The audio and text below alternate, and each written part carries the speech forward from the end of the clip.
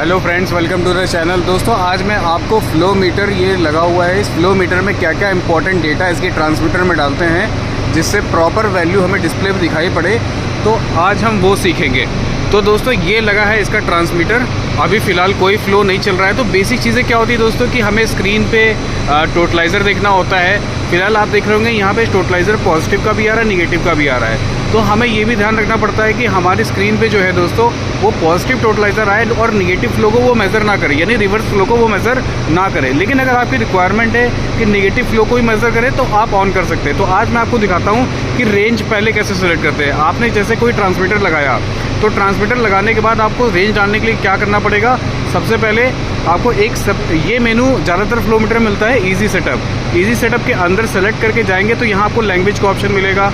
यहाँ पे आपकी यूनिट होगी, यूनिट में एडिट करेंगे तो यहाँ पे कई सारी यूनिट आएगी, किस टर्म्स में आप देखना चाहते हैं। ठीक है दोस्तों, तो यहाँ से आप यूनिट सेलेक्ट कर लेंगे। उसके बाद आगे चलेंगे तो यहाँ पे रेंज सेलेक्ट हो जाएगी। तो एडिट में जाएंगे, मैक्सिमम रेंज जो है ये 2 इंच फ्लोमीटर की 120 डाल सकते हैं। तो दोस्तों ये रेंज इसकी फ्लोमीटर की नहीं होती, ध्यान रखिएगा। ये रेंज वो होती है जो आप DCS में सेम रखने वाले हैं। अगर मान लीजिए आपको पता है कि आपका फ्लो 60 के अंदर ही अंदर रहने वाला है, यानी 50 तक मैक्सिमम जाता है, मतलब रिकमेंडेशन ये होती है कि जितना फ्लो जाता है उसका कम से कम 25% ज़्यादा रेंज डाल के रखनी चाहिए। तो अगर आपका फ्लो 40 तक जाता है तो 60 तक डाल दीजिए, और यही 60 वाली रेंज आपको DCS में डालेंगे ताकि आपको यही 60 के अकॉर्डिंग, यानी 60 स्पैन हो जाएगा, उसके अकॉर्डिंग आपको मिली एम्पेयर मिलेगा। ये तो हो गई रेंज की बात। अब टोटलाइज़र की यूनिट कौन सी रखनी है, आपको मीटर क्यूब में रखनी है, क्योंकि दोस्तों टोटलाइज़र की भी एक यूनिट आएगी। अब इसके बाद डैम्पिंग आपको रखनी चाहिए, जैसे ये डैम्पिंग निकल गया, कोई बात नहीं, ठीक है। अब इसके बाद आते हैं नेक्स्ट डिवाइस सेटअप में। डिवाइस सेटअप में दोस्तों क्या होता है कि आपको सेंसर में यहाँ पे मैक्सिमम रीडिंग सेट करनी होती है कि इस समय आपने जो रीडिंग डाली है वो कितनी डाली है, तो यहाँ पे वो रीडिंग आ जाएगी। इसके बाद दोस्तों आता है ट्रांसमीटर।